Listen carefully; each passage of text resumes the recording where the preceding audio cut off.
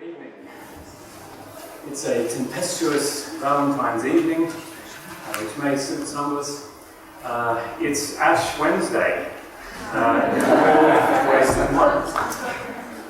and my name is Stanley Bill. I'm the coordinator of the Polish Studies program here at Cambridge. It's a great pleasure to welcome you all here to St John's College for a very special event this evening. It's a special event, first of all, because we have a very interesting speaker, Timothy Garton Ash, here to talk about Poland, Europe, freedom, reflections on 40 years of work on both sides of the European continent. But we're also here, somewhat belatedly, because as many of you know, this event was originally scheduled for October. Thank you for your patience on that. To celebrate what was then the very recent permanent endowment of the Polish Studies program here at Cambridge. This is the culmination, the result of almost 4 years of work with the program running, and almost the same period of time before the program was launched, involving a large number of people, both here in Cambridge, in London, but also in Poland, to ensure that as long as the University of Cambridge exists, and it's done quite well so far, there will be Polish studies here. Polish language, literature, culture, and history will be taught at this university forever. That's the achievement of the permanent endowment. I'll just say a few...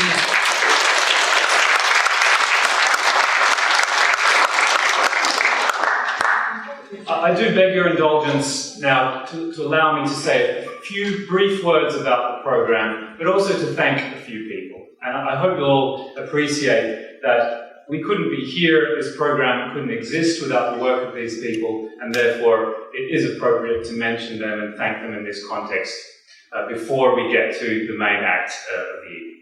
So the idea of this program is to combine a teaching program in the Faculty of Modern and Medieval Languages, in the Slavonic Studies section, of Polish culture, literature, language, with elements of history as well, with undergraduate students, some of whom are here today, past and present, but also research, of course, world-leading research in Polish culture and history, but finally, this cycle of public events that have been going on over the last 3.5 years that many of you have attended.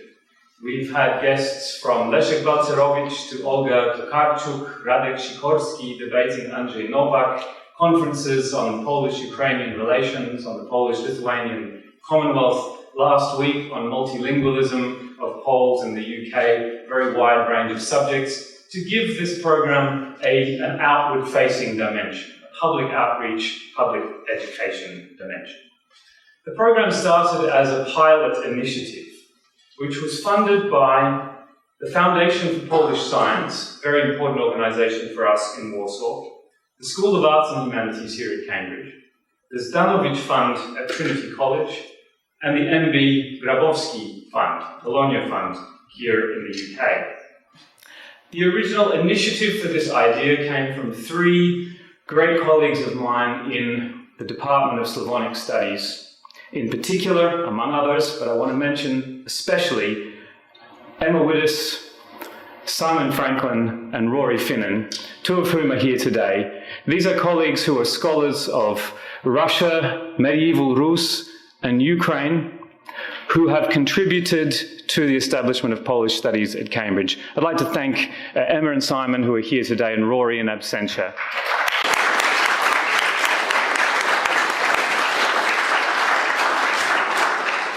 But we should also mention here the drive that came from the very top of the university, from the then Vice-Chancellor, Sir Leszek Borysiewicz, the son of Polish migrants who came here after the war in the Anders Army group, and who, in a very significant way, was able to drive this process forward because he genuinely believed, as we all do, that Polish studies belongs at this university. So Leszek Borysiewicz's role was very, very important. The final endowment of the program happened through a cooperative arrangement with partners at the University of Warsaw. which was orchestrated together with our friends at the Foundation for Polish Science and through a grant that was given by the Ministry of Higher Education in Poland to the University of Warsaw. So we signed this arrangement, which gave Cambridge £3.1 million to establish this program in perpetuity in July 2017. And I'd like to thank, above all, somebody who isn't here today, and that's Wodek Bolecki from the Foundation for Polish Science, who was a very important figure in pushing this process forward. Somebody who I share a lot with. He's a scholar of Bruno Schulz, as I am, but his energy and vision was absolutely irreplaceable in this process. We'd also like to thank our partners at the University of Warsaw, the rector of University of Warsaw, Marcin Pałys, the vice rector for international affairs, Maciej Duszczyk, and Robert Sucharski, who's the head of the Artes Liberales program, with whom we now have a cooperative arrangement. I'd also like to thank two people from the Polish embassy who were closely involved with the process over a number of years. Two ambassadors, the previous ambassador, Witold Sobków, who was involved at the beginning of this process, but also the current ambassador, Arkady Żegocki, who also saw the importance of having a Polish studies program at an important university like Cambridge. And finally, I'd also like to thank the lector in Polish language with whom I've been working over the last 3 years. I worked together with her most recently on our conference on multilingualism last week. Edyta Nowosielska is here. And Olga Płócieniczak, who is the spirit of the program. She is the secretary of the Department of Slavonic Studies, and she orchestrates everything that our department does, but she has a particular role in creating this program, in organizing the events that you attend. So I'd like to thank Olga and Edyta also, who are here.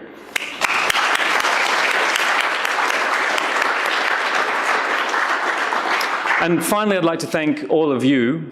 Many of you are not here attending our events for the first time. You've been supporting this program and the public outreach program, the set of events that we've organized from the very beginning. And it's also thanks to you in a very large part that we've been able to achieve the success of a permanent endowment of Polish studies at Cambridge. So thank you very much.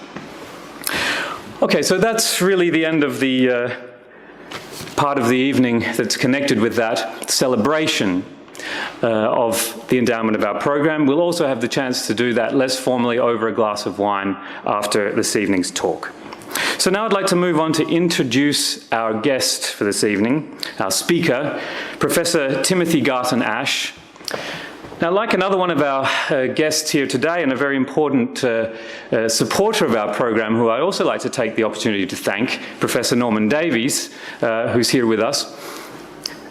Professor Garton Ash has been a trailblazer for later generations of scholars working on Central and Eastern Europe.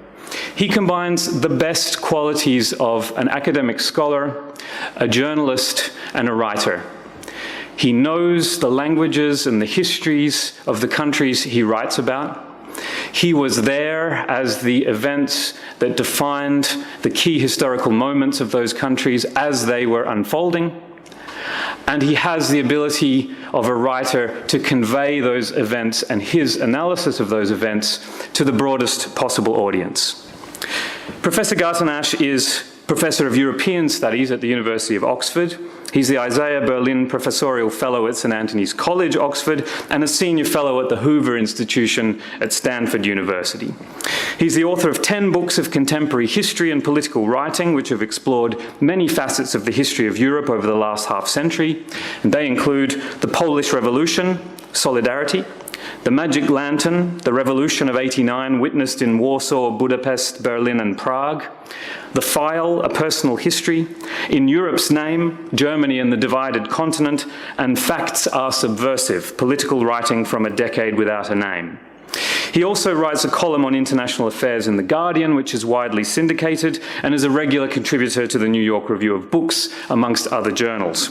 From 2001 to 2006, he was director of the European Studies Center at St. Antony's College, Oxford, where he now directs the Dahrendorf program for the study of freedom. Its free speech debate research project, built around the 13-language website freespeechdebate.com, contributed greatly to the writing of his most recent book, Free Speech: 10 Principles for a Connected World.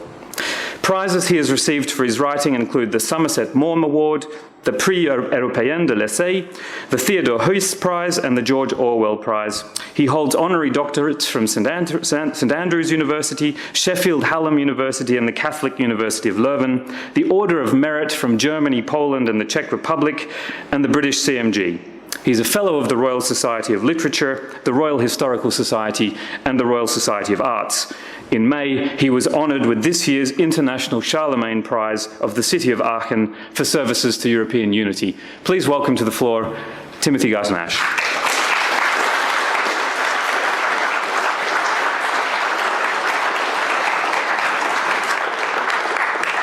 Well, good evening, ladies and gentlemen, and thank you for resisting the double temptations of Ash Wednesday and Valentine's Day to come to this event. And thank you, Stanley, for that invitation, and many, many congratulations on the endowment of this program. If there were an Oxford-Cambridge boat race in Polish studies, the Cambridge boat would be clearly at least one length ahead, but you never know what's around the next corner. We may yet catch up.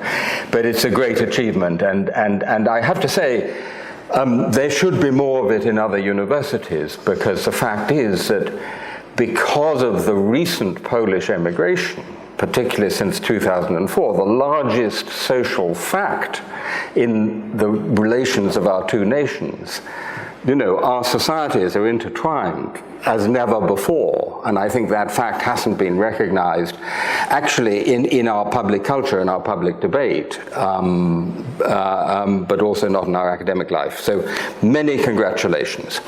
Now, some people say to me occasionally in Central Europe, you write so much about Central Europe, you must be related to Sholem Ash, the great Polish Jewish writer. Well, I take that as a nice compliment, but actually my forebears are entirely English. It's ash as in the ash tree. I came to Poland through my studies of the Third Reich.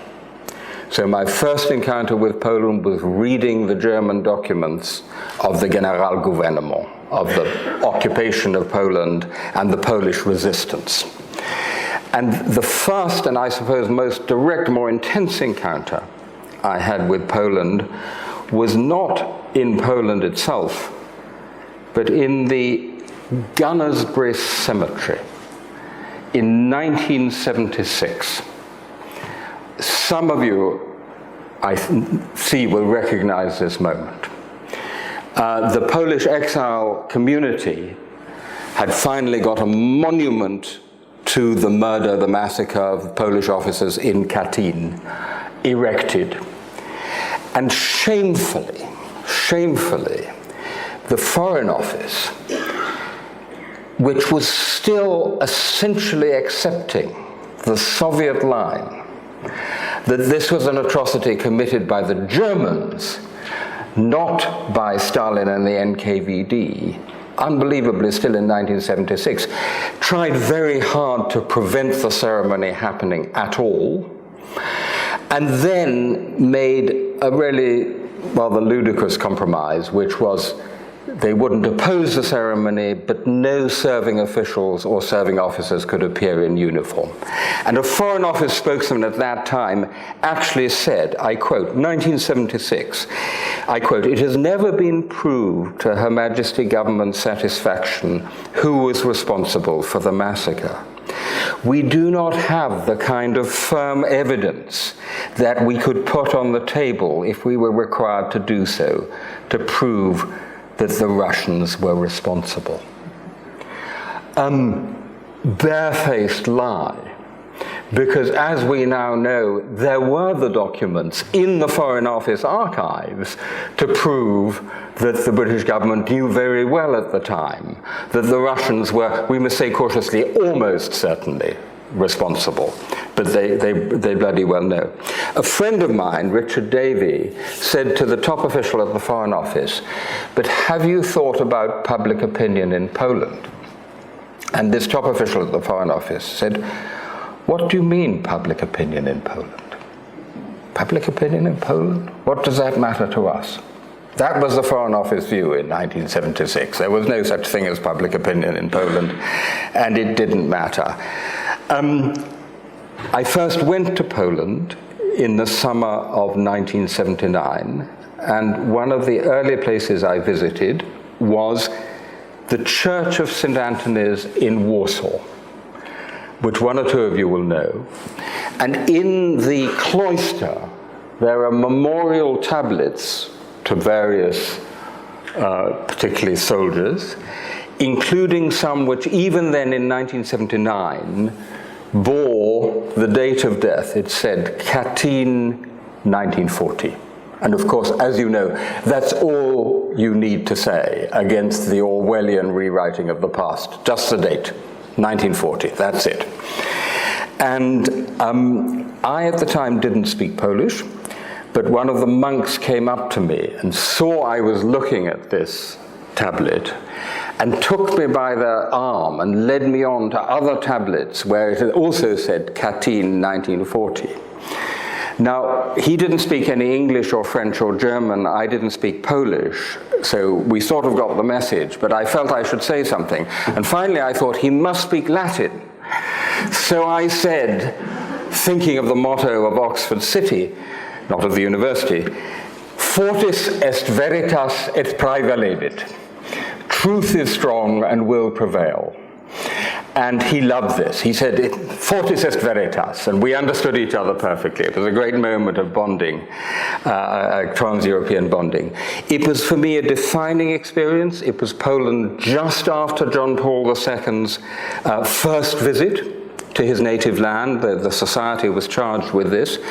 But first impressions, and to anyone who's under 50 who doesn't remember Poland at that time, first impressions, even coming from East Germany, was of somewhere unbelievably grey, dirty, battered, run down, I cannot convey to you, and with drunks wandering around the streets at 10 o'clock in the morning. I mean, it really was just as first impressions. I stayed in the Bristol Hotel, which was a monument of decay. I puzzled over one sign in the cafe which said Coca-Cola to jest to. Was this some kind of subtle joke? To jest to joke to Coca-Cola. Of course it was Coca-Cola to jest to. Coke is it. That was the message, Coke is it. I met Professor Władysław Bartoszewski, survivor of the Polish resistance, survivor of Auschwitz, imprisoned under both the Nazis and the Stalinists, and speaking at the top of his voice in a restaurant, a crowded restaurant. He said we were speaking German, and Bartoszewski spoke every language twice as fast as any other living human being. He said, "Wir rechnen damit, dass das sowjetische Imperium," that was a bug in the machine, "das sowjetische Imperium Anfang des 21. Jahrhunderts zusammenfällt.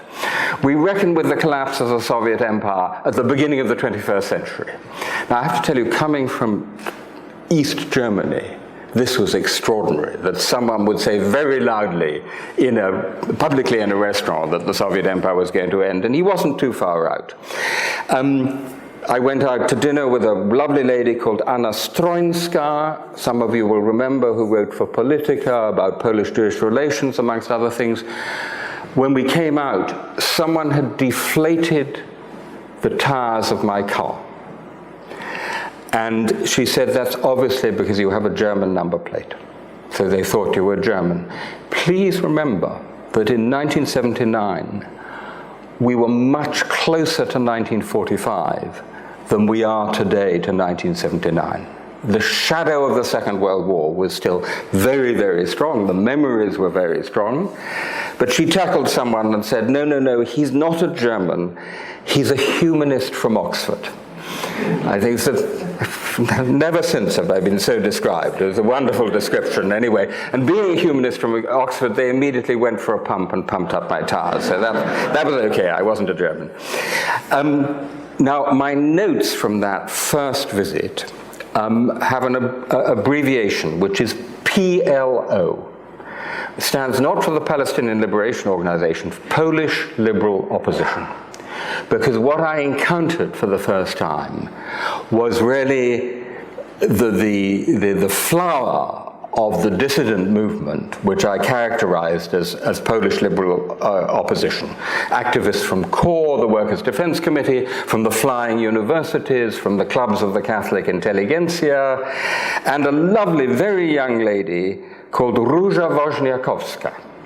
Some of you will know the name, daughter of a great Polish art historian, who took me out to a pub and translated the menu, and when it came to zrazy nelsonskie, she said, Nelson's bowels, which I thought was a great translation. So I ate Nelson's bowels. But she also told me all about the student activism in Krakow, the role of the Pope, John Paul, Karol Wojtyła in Poland. And I came back absolutely charged up with this wonderful spirit of a country, a spirit of resistance, and started learning Polish, initially from a rather stern East German lady, and then from a very beautiful, intelligent Polish lady, who subsequently became my wife, and is still my wife. And I was absolutely charmed by the great Polish poetry of resistance. Poeta pamięta, Czesław Miłosz, Zbigniew Herbert, Pan Kogito, przesłania Pana Kogito. So, when on holiday in Italy in early August 1980, I saw the first reports on the BBC World Service that there was a wave of strikes, and there was now an occupation strike in the Lenin Shipyard in Gdańsk. I got on the first plane back to Berlin, went over to East Berlin and said to the consular official that I was a student from Oxford studying the Polish resistance to Hitler. And I very much wanted to go to Poland to continue my studies at this particular moment. It was really urgent that in mid-August 1980 I should get to Poland to continue my studies. He knew exactly what I was up to. He was delighted. And on the visa form I wrote, purpose of visit to Poland, Polish resistance. And went straight up to Gdańsk, was driven to the gates of the Lenin Shipyard. There they are. The banner, for those of you who don't read Polish, reads proletarians of all factories unite, because it was the inter-factory strike movement that gave the movement its strength. Our passports were examined by a striking worker at the gate, stripped to the waist. It was very hot. I was there with a Brazilian and an Austrian colleague, and then we were ushered in through the famous gates and down a reception line of striking workers on both sides, crowds of workers on both sides, chanting, Brasilia, Austria, Wielka Brytania. And it was as if we had single-handedly brought the diplomatic support of Brazil, Austria, and Great Britain to the strike, an impression I did nothing to disabuse. There are the workers in the shipyard at that time. There is Father Jankowski, the chaplain of the strike at that time, before he went on to other things, hearing confession from the workers in the shipyard. Many of you will know these great scenes. They erected a cross just outside, and on the cross they put some words from Byron in the translation by Adam Mickiewicz. The English reads, for freedom's battle once begun, bequeathed by bleeding sire to son, though baffled oft, is ever won. But the person who wrote these lines in the Polish translation had left out the word bleeding. because this was meant to be a non-violent revolution. It was going to be a peaceful, self-limiting revolution, and so it was for the next 16 months until martial law. It was, for me, of course, an absolutely defining moment. Let me step back for a moment from this personal story. In a very fine history of modern Poland, the historian Włodzimierz Borodzy argues that Poland had a decisive impact on 20th century Europe at three moments. And one could argue about the choice, but his choice is quite interesting. 1920, 1939, and 1980. 20, Polish-Soviet War, the great Norman Davies, of course, his first book was about that war, saw off the Bolsheviks, Antemurale. 1939, in some ways slightly less obvious, but Borodzy's point is there was a real alternative to the right-wing governments of Poland in the 1930s, which was to make a deal with Nazi Germany and turn together against the Soviet Union, against the enemy of 1920. Now, whether that was a realistic alternative in the light of Nazi policy can be debated, but it's surely right to say that Poland, by resisting in 1939, set the terms for the Second World War. And 1980. And you might say, why 1980 and not 1989? But actually, the really pioneering Polish contribution is August 1980. The workers' revolution, there they are, the workers' revolution against a workers' state. Something previously unheard of, and a workers' revolution against the workers' state under the sign of the cross and with images of the Pope. Andrzej Wajda quotes Luis Buñuel, the great Spanish film director, saying, when he saw Lech Wałęsa with a rosary, "This is impossible. How can a workers' leader be religious? This is a contradiction in terms."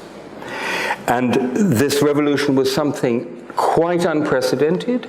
It also saw something which had not happened before, also in post-1945 Polish history, the coming together of three great social groups: intelligentsia, workers, and peasants.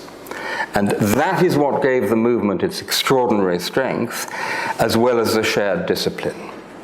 Now, for me, this decade, I would say the decade from 1979 to 1989, is a truly great decade in the entirety of Polish history, because Poland was the icebreaker of the liberation of Eastern Europe, and therefore the subsequent unification of Europe. And it did so, as I said, with extraordinary self-discipline, but also with extraordinary stamina. Just a few vignettes from that decade.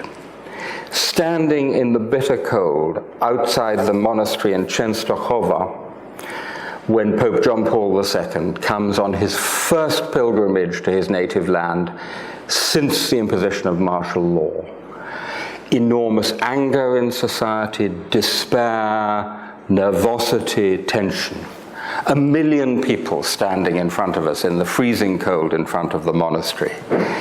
A great assembly of clergy on the platform, a choir is singing. He's miles away up against the walls of the monastery. And suddenly he appears, and everyone erupts in great chants of Solidarność, Solidarność. And then the Pope says, "I'm coming closer to you." And he just walks about 10 steps down the platform, so he's still 100 yards away, but he's a great actor. And with that one gesture, he's established this contact. And then the trouble is, his chair is still 10 steps up. And so the whole crowd starts chanting in unison, 1 million people, Krzesło dla papieża, Krzesło dla papieża, a chair for the Pope, chair for the Pope. And some hapless priest then staggers down with the chair for the Pope. And I've never seen anything like it in my life. 1 million people talking as one, and a conversation between the great actor, the Pope, up there on stage. And then after, 5-10 minutes of chanting, he says, now I'd like to ask you if a certain person who has come from Rome to be with you today may be allowed to speak. And they say, yes, please. And silence spreads across. And he gives a great sermon, which is about not giving up, about solidarity, and he first uses the word in the middle of the sermon about enduring in hope. And the crowd goes away with an experience of catharsis. 1984, the funeral of the murdered priest Jerzy Popiełuszko. And many of you will know the story, a brutally murdered priest who had been a great supporter of solidarity. I was there for the funeral service, immense emotion flowing. The moment I've never forgotten is when a fairly sort of humble parishioner of his said, Jurek, do you hear how the bells of freedom ring? And the bells of the church were ringing. Do you hear how the bells of freedom? We heard the bells of freedom ringing. It was, of course, the period of samizdat.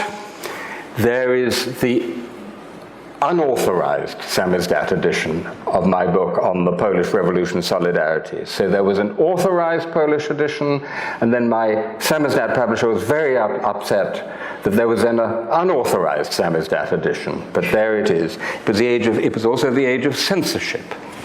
There is something which hangs on my loo wall in Oxford, which is one of the last censor's verdicts issued in Poland in 1989, and it says, removed from Garton Ash's article, the fragments on the, quote, complete bankruptcy of the ideology of socialism, and removed the section on the incompetence of the party leadership.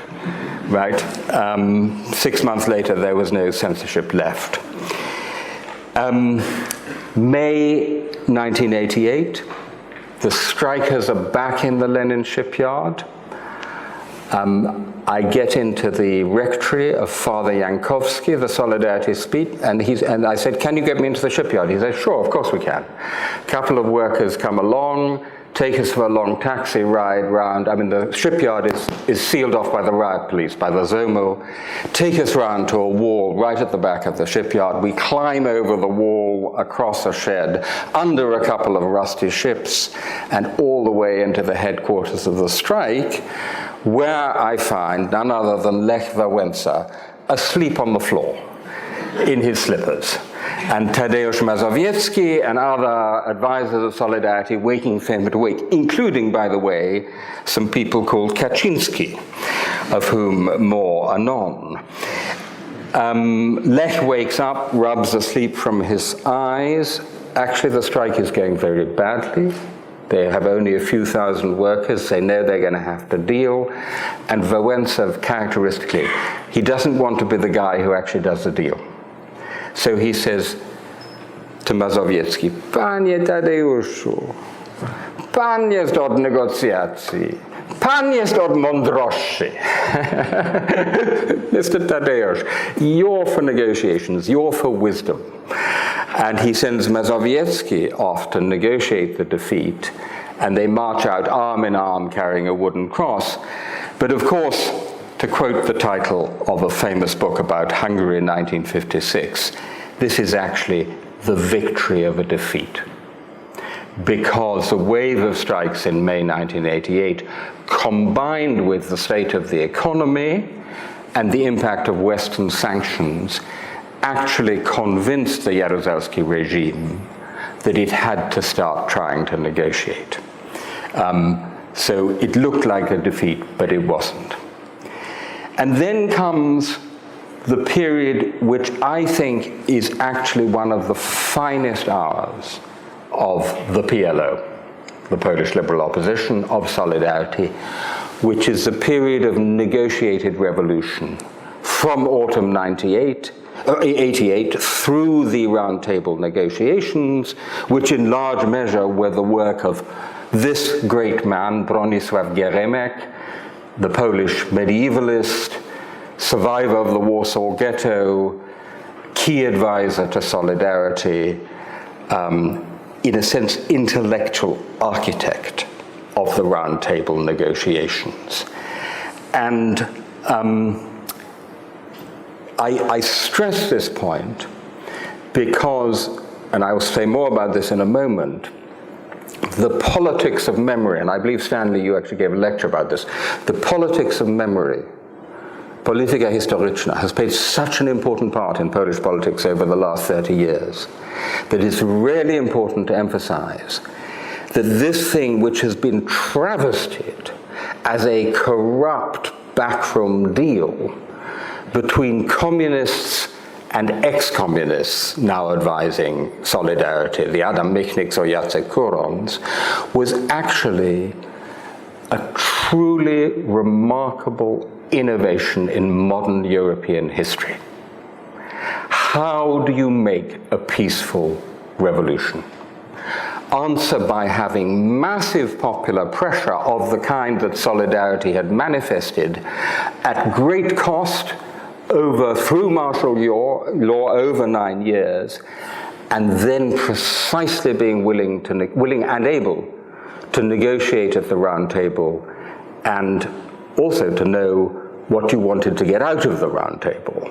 And as I say, the genius of those negotiations was Bronisław Geremek, who learned the lessons from, yes, here we are, this is what I want to show you, from not just Polish, but European history, about the dangers of violent revolution. He was a historian of France, about the need for self-limiting revolution, the need precisely for compromise. How else were you going to dismantle a nuclear-armed Soviet empire, if not by negotiated revolution?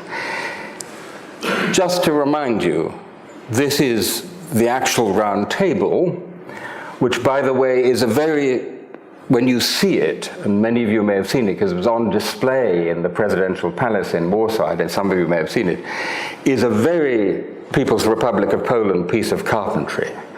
I mean, it wouldn't have got into IKEA, I can assure you. It looks almost like plastic wood, and it's relatively small.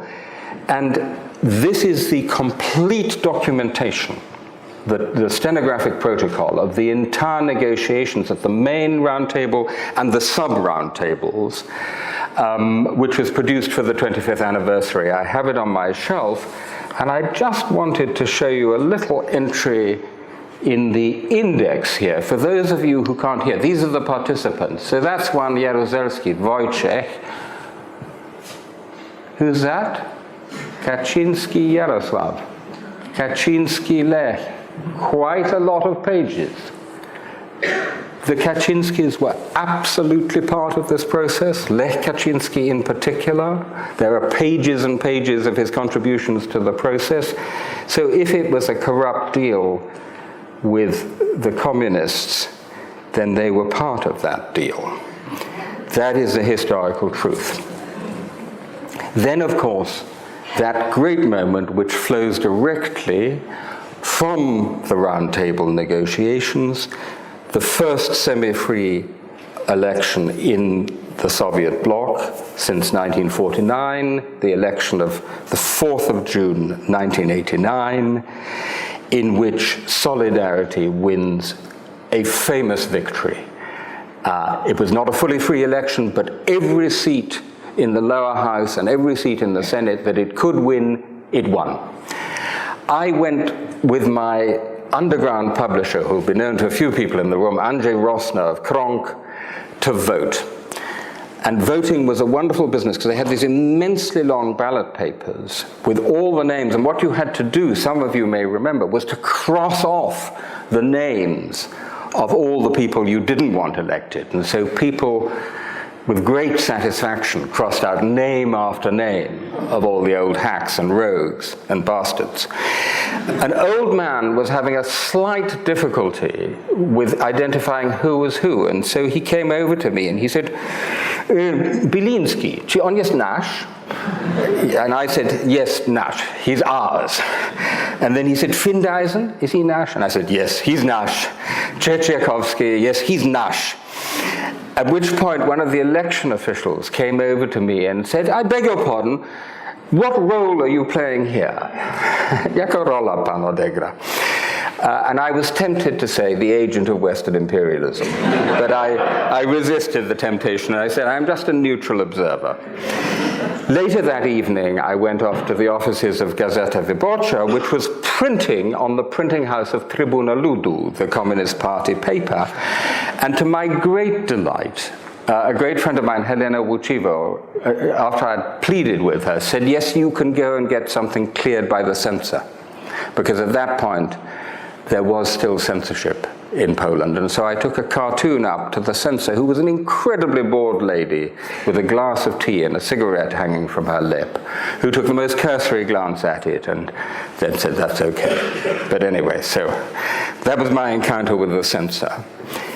More seriously, late that evening, in the offices of Gazeta Wyborcza, I glimpsed on the black and white television screen in the corner what looks like a scene from Gdańsk in 1970.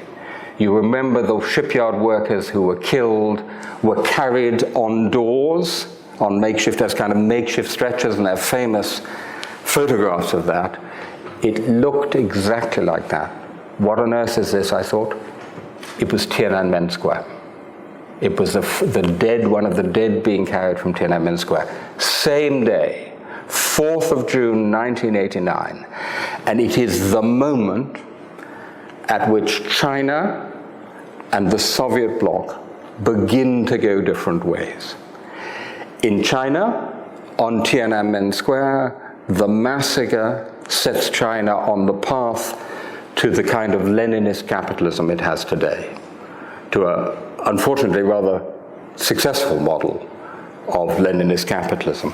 4th of June in Poland sets not just Poland, but the whole of Eastern Europe on a completely different path, a path to liberation, a path to Europe. A few months later, an actress called Joanna Szczepkowska appeared on Polish television and said, ladies and gentlemen, I want to tell you that on the 4th of June 1989, communism in Poland ended.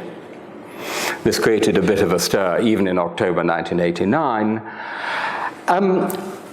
One could argue the case that communism in Poland ended. It certainly had its heart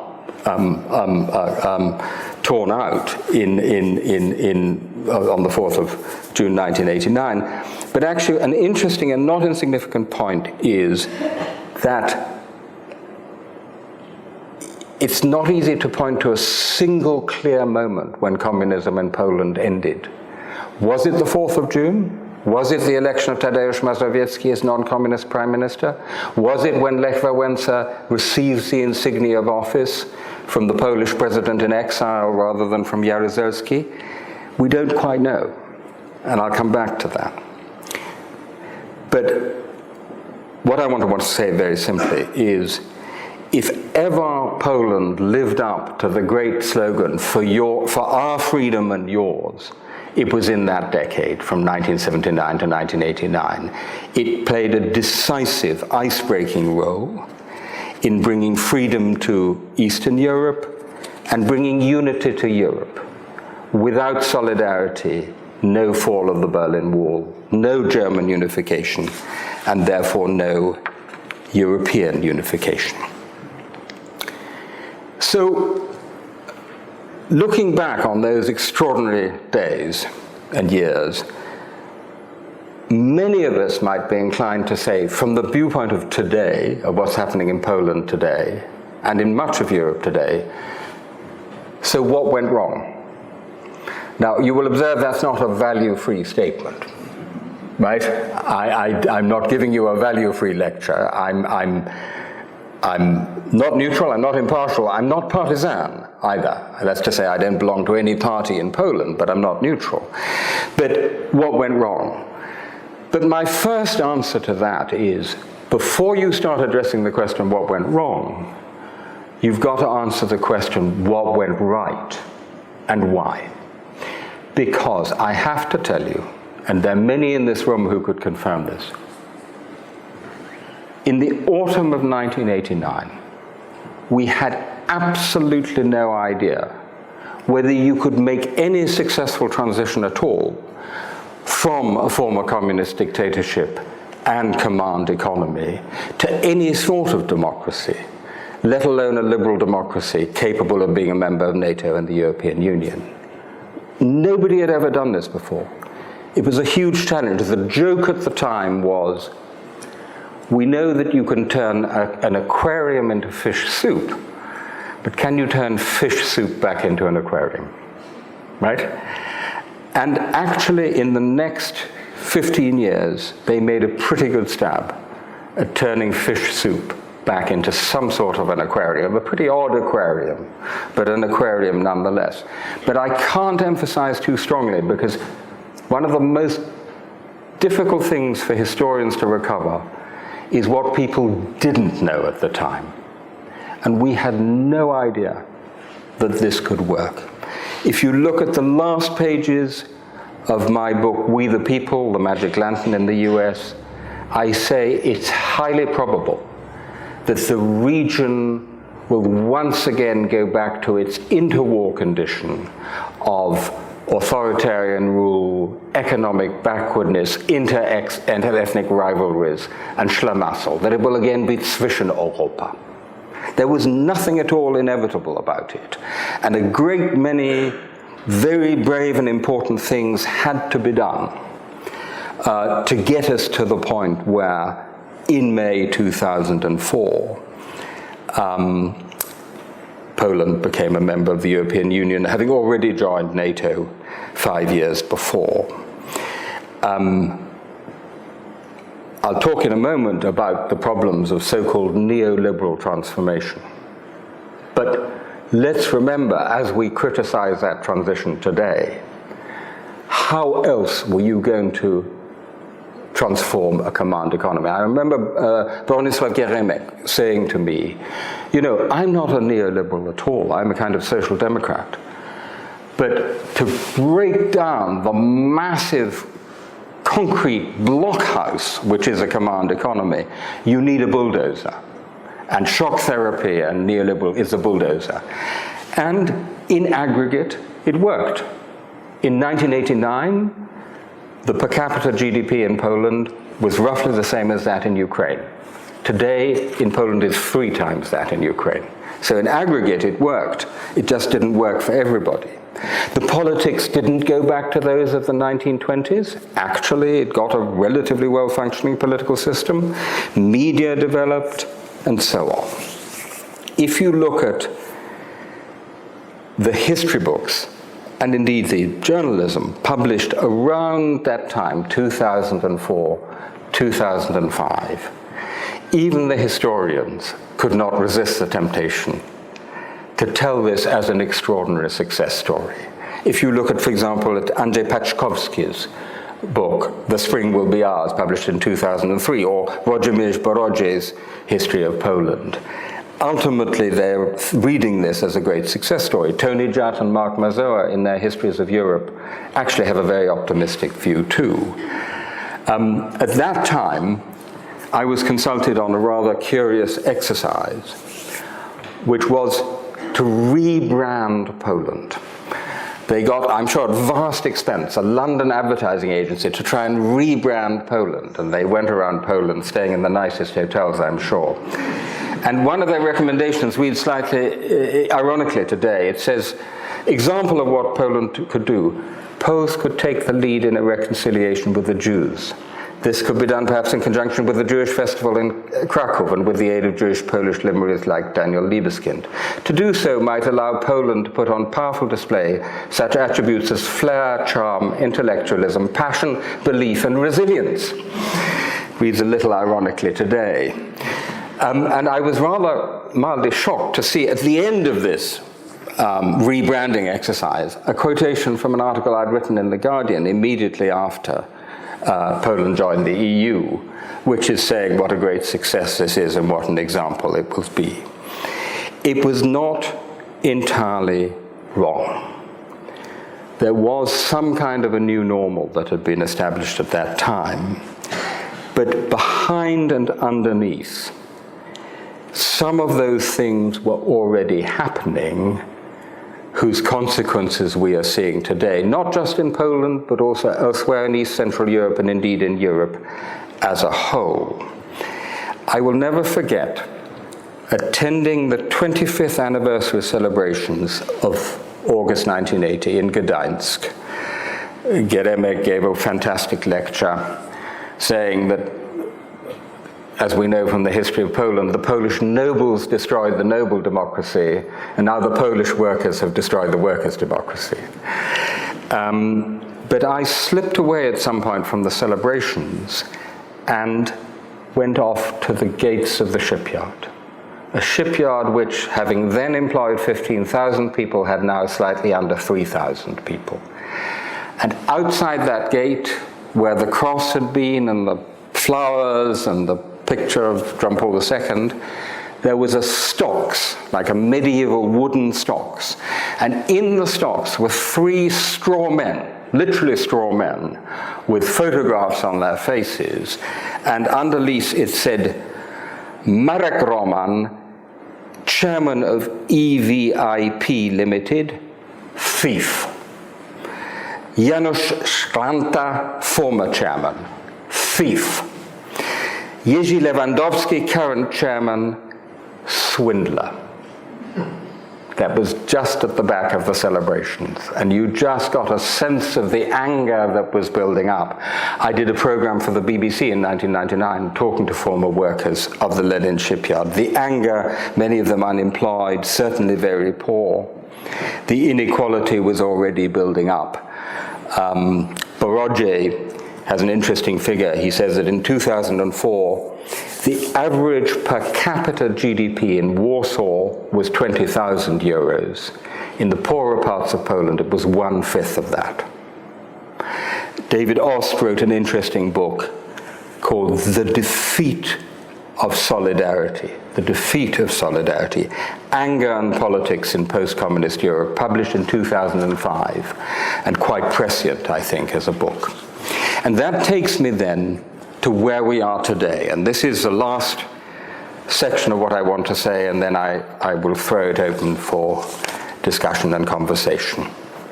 So how do we get to this point, where suddenly Poland, from having been in 2005 the poster boy of transition, of liberation, and of good Europeanism, is now in the process of being treated to the Article 7 procedure of the European Union on the rule of law. Not Hungary, by the way, which actually deserves it much more because it's gone much further down the path to a hybrid authoritarian regime. We can talk about why in discussion, but Poland, which now has quarreled with Germany, quarreled with Ukraine, and the result of the EPN law is now quarreling with Israel and even the United States. A Poland about which the old stereotypes, which so many of us, and I think I may say us in this room, had worked for so many decades to counter, to work against, so many people in Poland had worked against, have returned with a vengeance.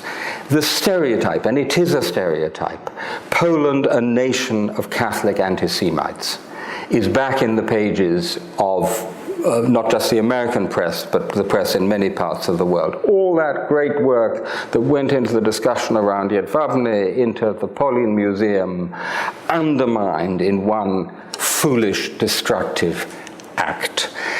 And by the way, alas, anti-Semitic sentiments also genuinely stirred up and spread. This is the famous guy in the November 11th demonstration, the Independence March, who says, when asked by the journalist, what does it mean to you today to be in this march? He said, it means to remove from power Jury, Żydowstwo. And the idiotic journalist from TVP, instead of challenging him, is completely flummoxed and then marches on saying into the microphone, so this is the feeling we have today. Pride to be a Pole. Pride to be a Pole, my foot. But also, alas, actual public opinion. So this is reliable sociological survey work done by the Institute of Michał Bilewicz, who's a very respectable Polish sociologist. I don't know if you've had him here. And what you can see down the left is a classic anti-Semitic stereotypes. Like the third one down is the Jews aspire to dominate the world. 40%, roughly 40% of those asked agree or strongly agree.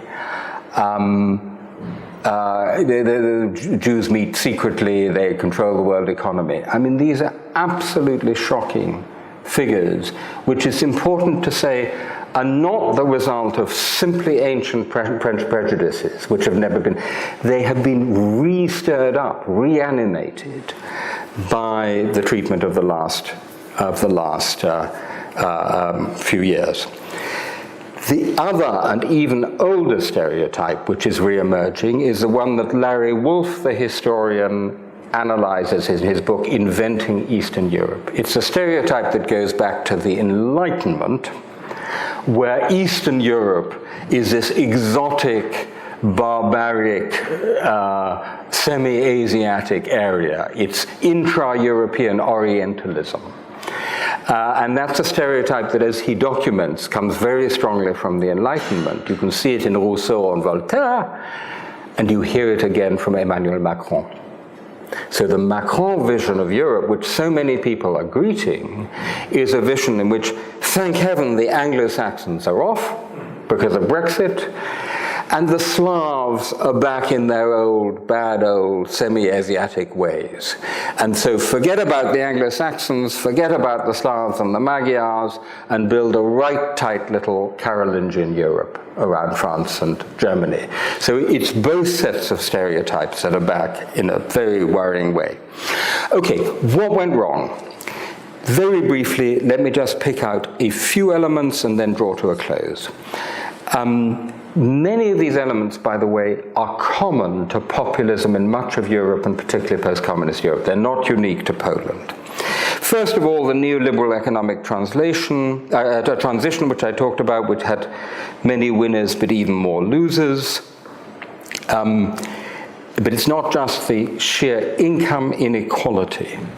It's also the lack of an adequate social policy to address the consequences of the transition, and the lack of any sense from the politicians in Warsaw, and I mean liberal politicians in Warsaw, that they really cared about what was happening to people in the small towns of southeast and southeast Poland. And for me, a crucial figure here is Jacek Kuro, the great dissident, a man of the left. So in the Mazowiecki government, in the first post-communist government, you had the right hand and the left hand. The right hand was Leszek Balcerowicz, who pushed through what was indeed a kind of neoliberal shock therapy economic transition. But the left hand was very strong, and it was Jacek Kuro. And he conveyed with passion and conviction to all those people who were frightened, disoriented, and who were losing their jobs or losing out, we care about you. We're going to do something about you. We have a social policy. We have soup kitchens. We have the Dzieci Jacka. He was a truly great charismatic figure. And the Kuron part of the two hands of the transition completely got lost after his death. It got lost in the reality of social policy, but there's an argument about that because you have to be able to afford it, although I think the Tusk government could have done more. But as important, it got lost in the communication from the government in Warsaw to large parts of Polish society. And I think it's really important to say that in the whole discourse around populism, it's not just economic inequality, it's what I call the inequality of attention. You might say the inequality of respect. It's a feeling in the post-industrial towns of northern England, or in the Rust Belt of the United States, or in poor southeastern Poland, that the people up there, the liberal elites, they're not just looking out for us, they're not looking at us at all. They just don't pay us any attention. How many really sympathetic articles did you read in the New York Times about the Rust Belt, about the white working class in the Rust Belt? How many articles in The Guardian about the white working class in the northeast of England? How many in Gazeta Wyborcza, written with sympathy and understanding about those who lost out in the small towns of east and southeastern Poland? And I think that's a really interesting and important element. You remember that on the Polish right, there's this rather curious phrase, redystrybucja prestiżu, the redistribution of prestige. It's an odd phrase, but it actually captures those feelings of being ignored, of all the prestige being to the liberal elites and to the West and not to us.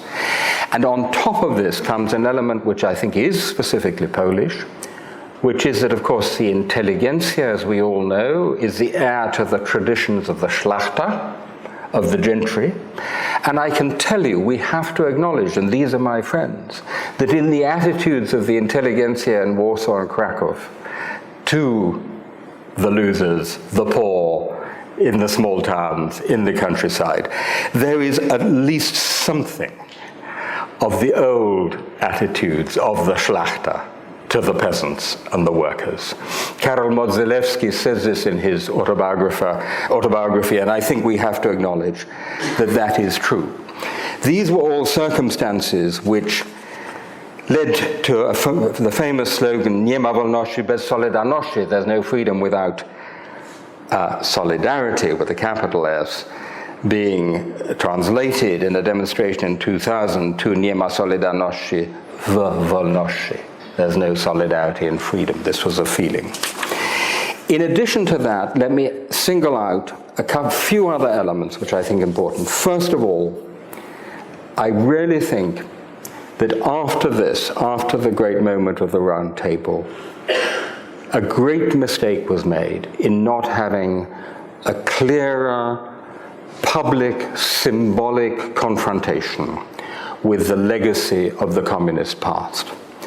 Because this left a sense of dissatisfaction, of a lack of catharsis, a sense of injustice, because the compromises that had to be made in the negotiated transition did mean that you allowed the privatization of the nomenclatura, that you allowed apparatchiks and really bad characters from the old regime to get rich in the new one. And this opened the door, this great omission, in my view, opened the door for the narrative of peace, of law and justice, which is a party which in essence starts with the politics of memory.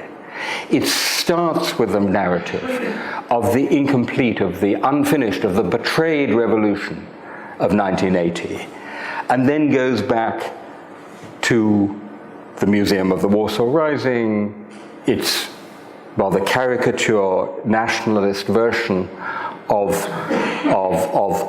Polish 20th century history. And as I say, so much of the party's development is actually built on that narrative. And there's an important point here, which is that this is characteristic of populism tout court. Because what populists do is to aggregate, to put together different sections of the electorate who actually have quite different interests. I mean, if you look at the peace electorate, it's anything but homogeneous. And it's a kind of political entrepreneurship in which you create what I call coalitions of the unwilling. Right? I mean, what peace has is a coalition of the unwilling, of all the discontented. But then the problem you have, which is a problem Donald Trump had, which is what's the glue that holds all those people together? And I would argue that the primary glue is a warming, emotionally appealing, nationalist populist narrative. That's the glue for peace as for Trump, which holds it all together. One or two other things I think it's worth mentioning in passing. I think the failure of education, particularly of civic education, to tell people the true story of what actually happened in that decade from 1979 to 1989, but also to tell them about open societies and multiculturalism. I think the weakness of the political class, which is a characteristic feature of post-communist Europe, but true also in Poland. I think the tendency, the old Polish tendency, when things get tough, to resort to going on the streets, to social self-organization, right? Which, of course, is a legacy. I mean, you remember the great divide of the 1980s was władza I społeczeństwo, the power and society, which is a legacy of the many decades, indeed centuries, when the state was alien and society was national and ours. But as a reaction to the challenges to the rule of law in Poland in 2015, 16, 70, that is necessary but not sufficient. It's not enough just to do COD, just to go on the streets. That's great, even if the average age of demonstrators is about 50 or 60. But you actually have an independent country, and you have to work through the institutions of that country, because, you know, you have opportunities you didn't have before. So I also think the weakness of independent institutions is a worrying lesson. Compare and contrast the way the judiciary has, in fact, to a very significant degree, been subordinated to political power in Poland, quite shockingly, over the last 3 years, with the massive resistance in the United States to any attempts by Trump to threaten the independence of the judiciary and the rule of law. Now, that's a different partly in the Constitution, but the Polish Constitution wasn't too bad. The big difference is in the social and cultural support for the judiciary, for the rule of law, and for the legal profession. Try taking on American lawyers, and you'll see what you're taking on. Right? That's what Trump is finding out. But the relative weakness of the profession itself and of social support for the profession.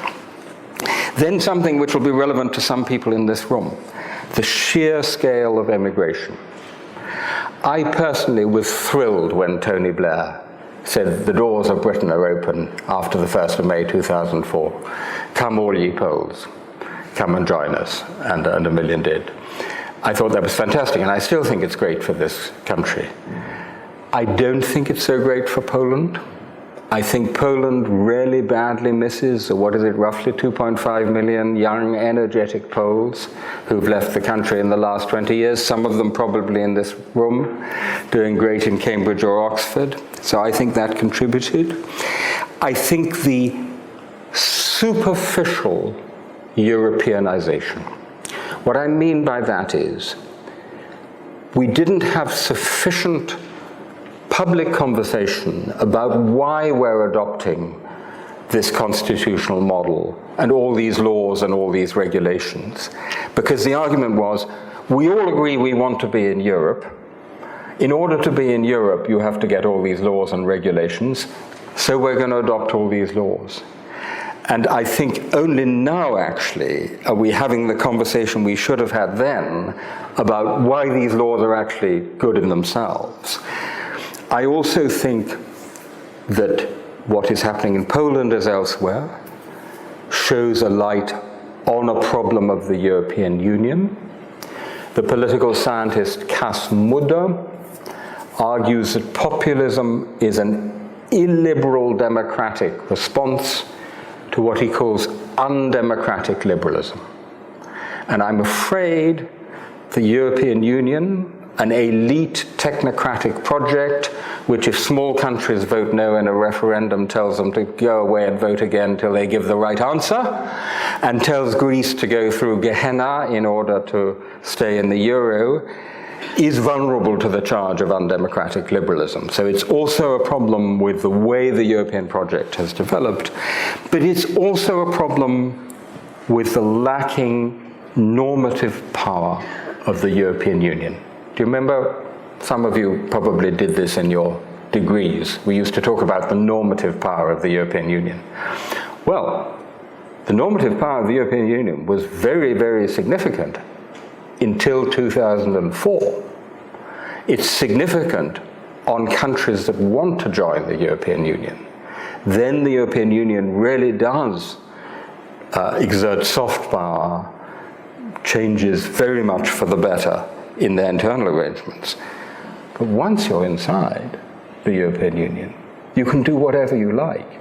You can, colloquially spoken, get away with murder, as Viktor Orban and Jarosław Kaczynski have shown. And there is a real, and again, Poland and Hungary have shown a real problem of the European Union, which is the divorce between the Europe of values and the Europe of money. The Europe of values in the Council of Europe, in the OSCE, has been kind of artificially grafted on to what is essentially still a European economic community. But the economic instruments and the values, human rights, rule of law side are still very largely divorced. And so it is that Poland and Hungary in the last 3 years have been realizing Boris Johnson's dream. As you know, Boris Johnson's doctrine of cake is, my view of cake is, you should have it and eat it. Well, what the Brexit British government is actually showing us is that you can neither have your cake nor eat it. That's what the Brexit government is doing. But Jarosław Kaczynski and Viktor Orban are practicing what Boris Johnson only preaches. They are having their cake and eating it, because they are getting the largest subsidies from the EU of any member states, largest in total for Poland, 7.5 billion euros, largest per capita for Hungary, and biting the hand that feeds them. Wonderful. What could be better? So I think it exposes a significant problem of the European Union, and one we're struggling to address. I mean, by the way, just to mention, Poland will get hammered in the next 7-year budget negotiation, because Germany and Holland and the other net contributors are not going to go on paying so much for Poland not to take a single refugee from the Middle East. I can assure you German politicians are very agitated about that, as about the IPN law, as about the rule of law. But it won't be made explicit. And that, I think, is regrettable. The linkage between values and money won't be made explicit. So I come to a close and then look forward to your questions and comments. Looking back over these 40 years makes me feel very old, like a sort of veteran of the Second World War. I see two great periods. The period from 1979 to 1989, the heroic period in which Poland was the icebreaker for freedom and for Europe, and the period 1990 to 2004, in which the causes of Poland, Europe, and freedom essentially marched still together, and each reinforced the other. Since then, we have seen a parting of the ways between the three nouns in my title, Poland, Europe, and freedom, at least a partial parting of the ways. But the position, it seems to me, is very far from hopeless. One thing that has happened, and which I find very heartening, is that in response to the challenge to the rule of law and media pluralism and democracy, people have mobilized around the Constitution and pluralism and the rule of law and democracy. There's a demonstration in Kraków. Cała Polska czyta konstytucję. The whole of Poland is reading the Constitution, something you couldn't have said a few years ago. And you've actually got some kind of a constitutional patriotism developing in Polish society. Instead of chanting Solidarność, Solidarność, crowds are chanting Konstytucja, Konstytucja, wolne sądy, free courts, free courts. And even when I heard the other day in Kraków, and take a deep breath, trzy podział władzy, which means triple separation of powers. Separation of powers. It's quite fantastic to have a crowd chanting separation of powers. You don't get that even in the United States.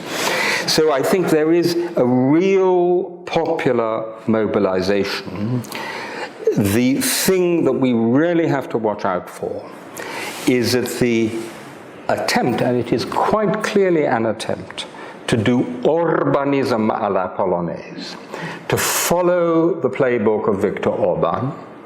By the way, both of them, Kaczynski and Orban, learning the lessons of an early period where they were briefly in power and were then kicked out. And both of them learned from that lesson. We've got to move fast. The attempt to do the Orbanization of Poland does not actually reach the qualitative point of system change. Because in Hungary, it has already reached the point of system change. Hungary is no longer, in my view, certainly not a liberal democracy. It's a hybrid authoritarian regime. Poland, because the electoral system has been changed, because essentially the media is completely under control and so on. In Poland, we have not reached that point. It is still entirely possible for an opposition, which is a lot better than the opposition we have at the moment in Poland, and we can talk about that in discussion, to do, in some sense, a Kaczynski Arabo, or to do what José María Aznar did in Spain, that is to say, to aggregate different parts of the electorate around a broad, emotionally appealing, but still fundamentally liberal political program, and to overcome again those class and regional barriers which were overcome in the Solidarity period and have opened up so painfully since. As a target date for this operation, I would like to suggest August 2020, which would be, of course, the 40th anniversary of the strike in the Lenin Shipyard. In conclusion, let me say that as a liberal idealist, I still hold with Baron and Mickiewicz for freedom's battle once begun, bequeathed by bleeding sire to son, though baffled oft, is ever won. As a liberal realist, I think it may take a little time. Thank you very much.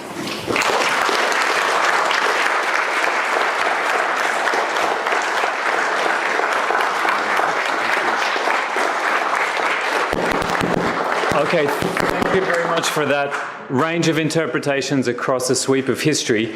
We'd like to get through some questions now before we head down for a glass of wine and some informal conversations. If you don't mind, if we could take perhaps 3 at a time, so we can hear from a few different people. If you could raise your hand, the microphone will be passed to you.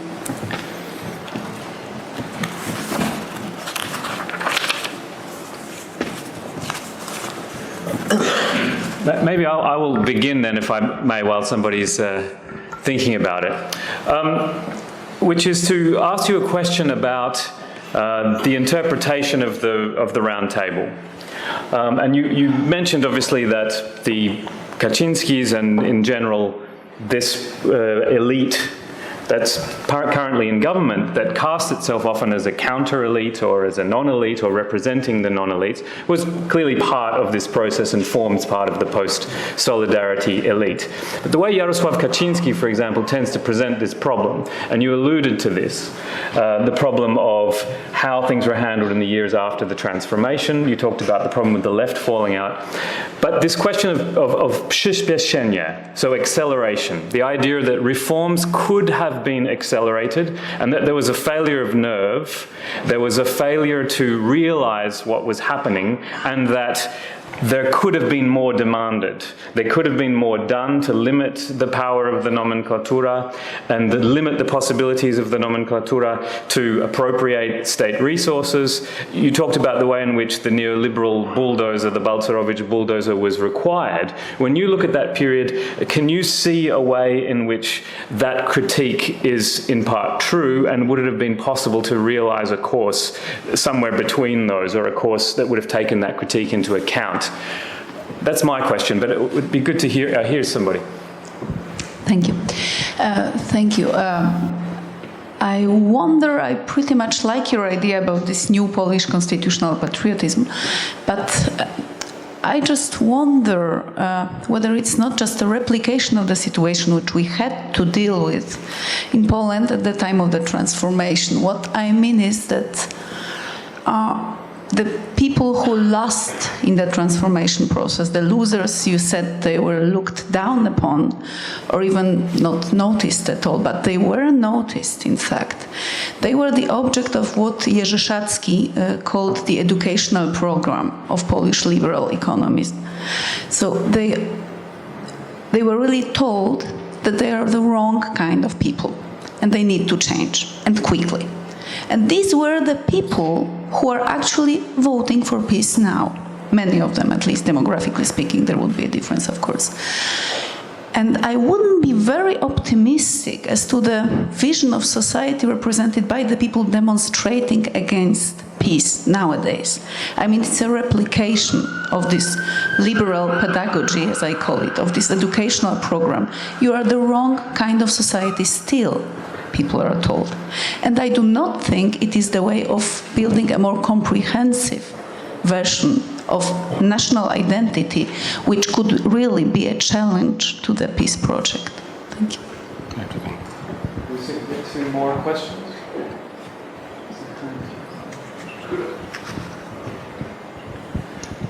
Could I return to a slightly earlier phase? You briefly skated over Jaruzelski. How would you assess his position in that period in terms of propulsion or restriction of access to, eventually, to democracy?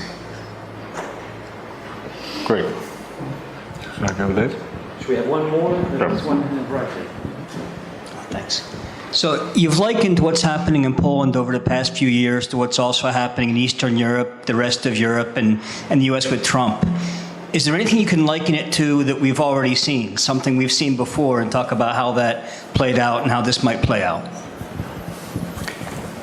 Right. Great set of questions. Trump. I've just written one word, Trump. So, Stan, rather obviously, hindsight is 2020. And it's really important to distinguish the different phases. 89, I remember the Berlin Wall only comes down in November 89. The Mazowiecki government is already up and running, starting its program for the beginning of the next year. Soviet troops are still there in 1990. Nobody knows whether Germany is going to be united. Nobody knows what's going to happen to the Soviet Union. So until the end of 91, the geopolitical uncertainties were really very substantial. And treating the apparat, particularly the security apparatus and the military, but also the apparat more broadly, with kid gloves, was part of the geopolitical side of the transition. I nonetheless think that, let's leave Kaczynski out of it. If an objective critic came along, I think that it is right to say that probably more could have been done, particularly from 91 onwards. And as I said, I think this point about the Truth Commission is absolutely crucial. Since this is so much about the role of history in politics, about politics of memory, not to have any public confrontation with the past means that there is, Mazowiecki said famously, gruba kreska, the thick line. But that is precisely what we did not get. The effect of a truth commission is to draw a thick line, so you know that was then, this is now. The other point is, people see Jerzy Orban becoming a millionaire and security, Bezpieka people becoming millionaires. They have a sense of injustice. Now, what they used to say in South Africa is, if you can't get justice, at least you can have truth. So there's a connection between the two. Constitutional patriotism, really good question. I think there's a lot in what you say, because I think populism is at least as much about culture as it is about economics. And a one-dimensional economic interpretation is very inadequate. If it were only about economics, nobody could explain the Alternative für Deutschland in Germany. Right? You have one of the richest countries in Europe. 4 out of 5 AfD voters assess their personal economic situation as good or very good, but they're still going the same way. So I think the culture is very important. My answer to you would be constitutional patriotism plus Jacek Kuron.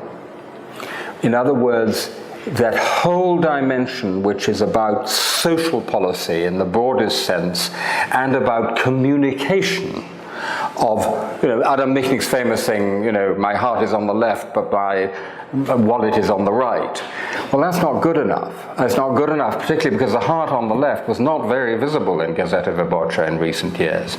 With Jacek Kuron, you saw the heart on the left. So some mixture of constitutional patriotism, a more social democratic economic policy, and the kind of communication that Kuron had would be my back-of-an-envelope formula. Jaruzelski, very simply, deplorable role in 1981, admirable role in 1989, right?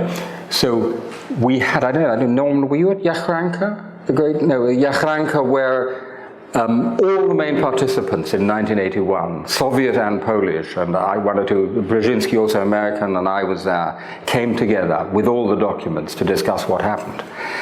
And Marshal Kulikov, completely left Jaruzelski dangling. He said there was no Soviet pressure at all. It was entirely up to the Polish comrades. General Jaruzelski handled entirely on his own. And I saw afterwards, Jaruzelski came up to Kulikov and said, in Russian, very good Russian, how could you do that to me? You knew what you were saying to me at the time. And Kulikov just embraced him in an enormous bear hug. It was rather pathetic, really, and enveloped Jaruzelski.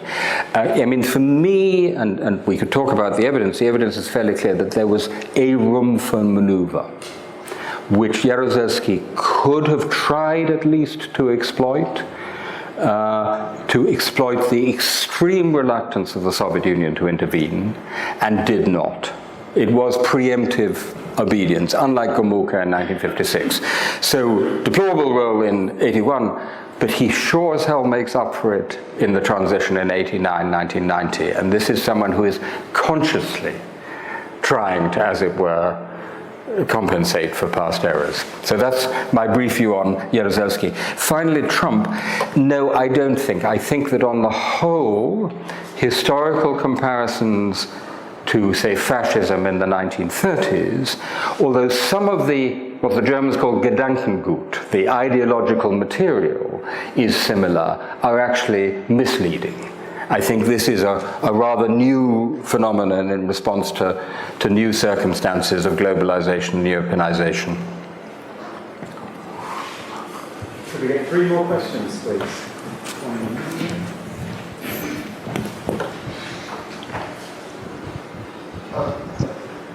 Hello, my name is Agnieszka.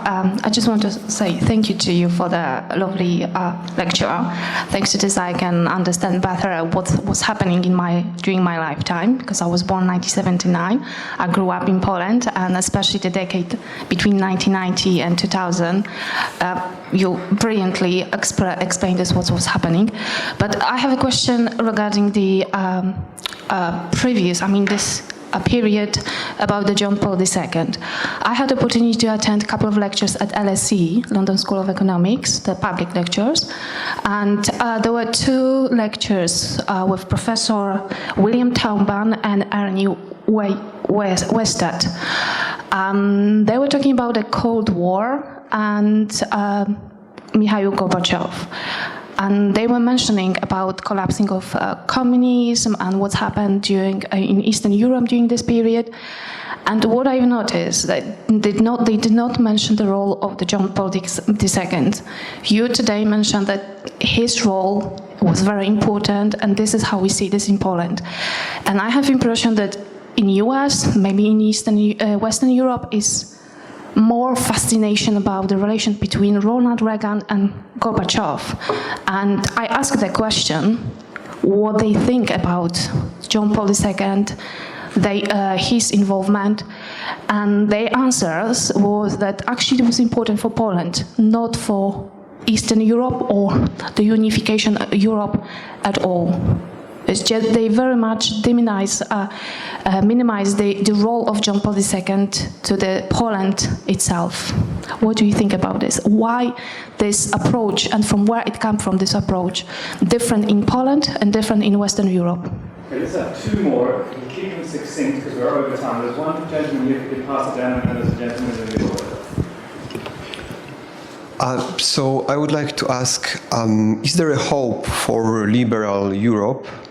And if so, could you just give us some names that we should look at? Because especially with the recent political changes and shifts also in the Western Europe, it is not that clear what is going to happen and how we should vision it.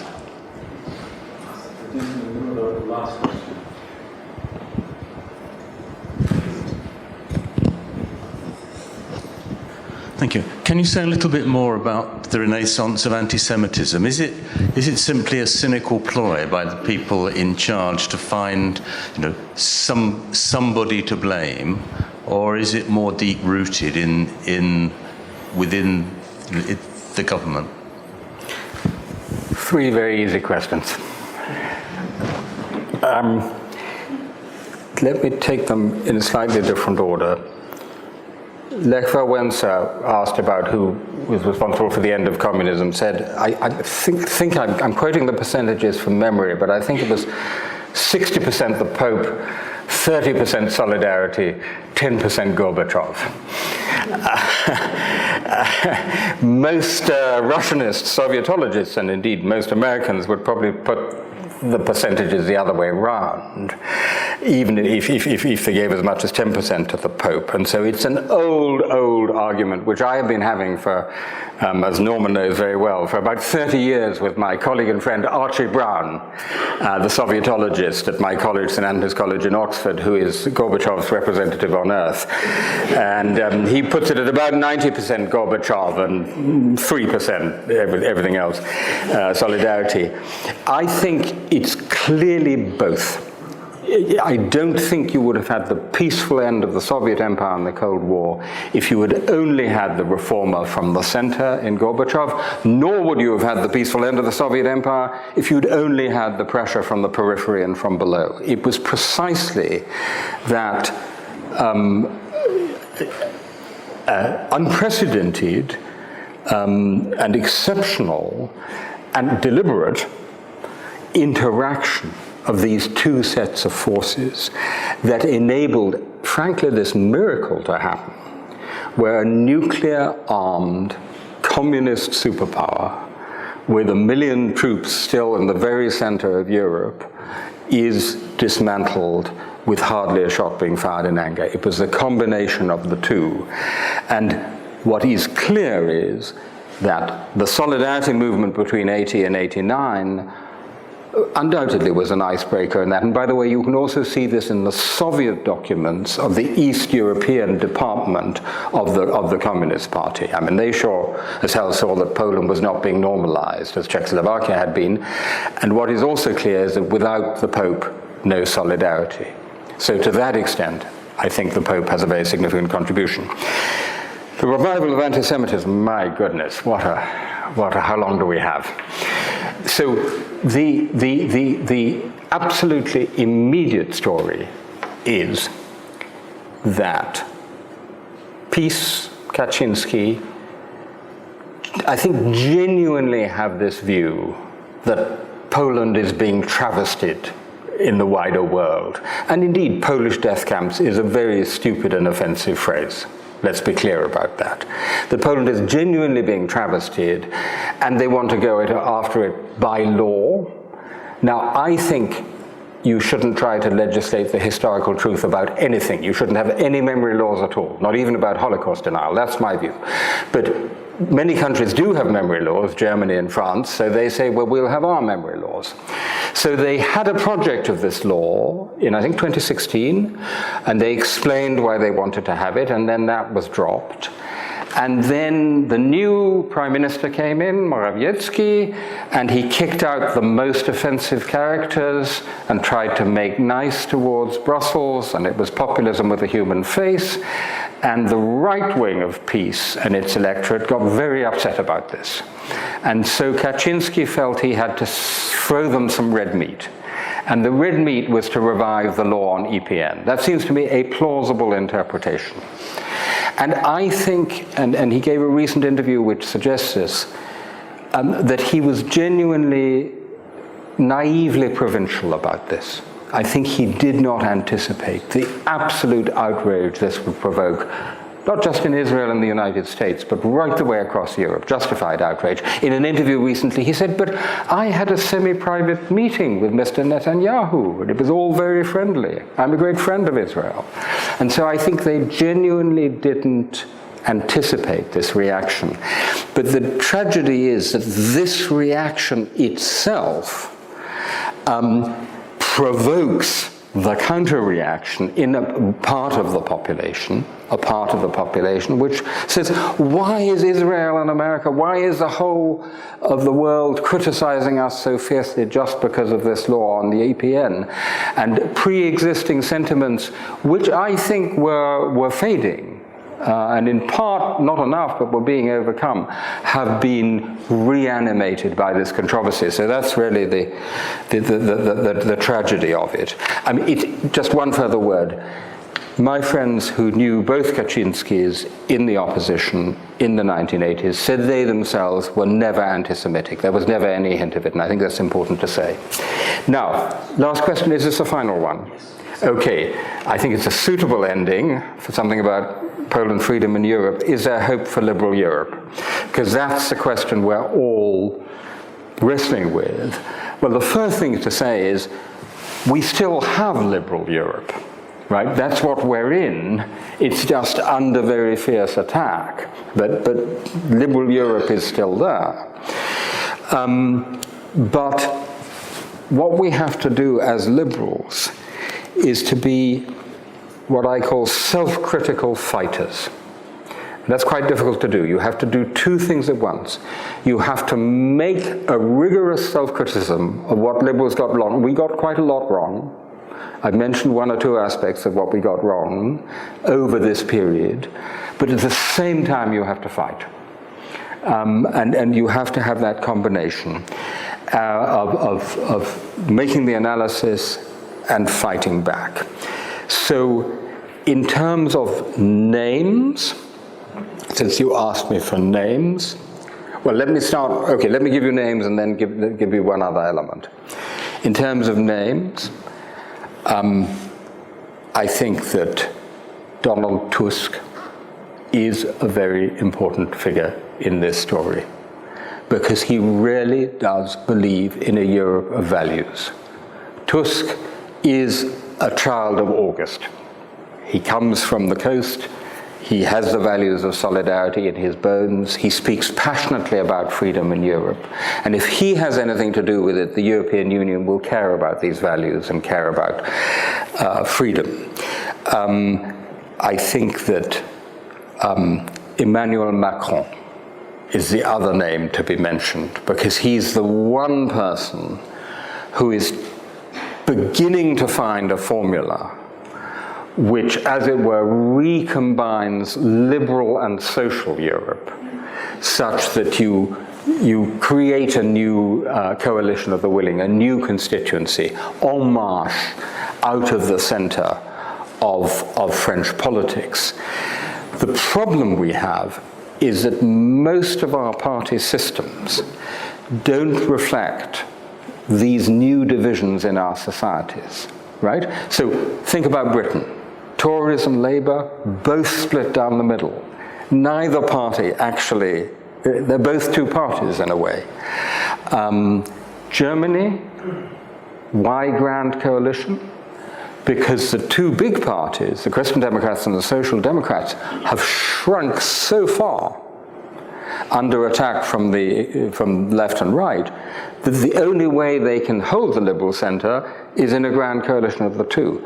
I think that's extremely dangerous, because what we know about the history of grand coalitions is that since the two main liberal centrist parties are in government, it strengthens the extremes. So I think that's a very dangerous way to go.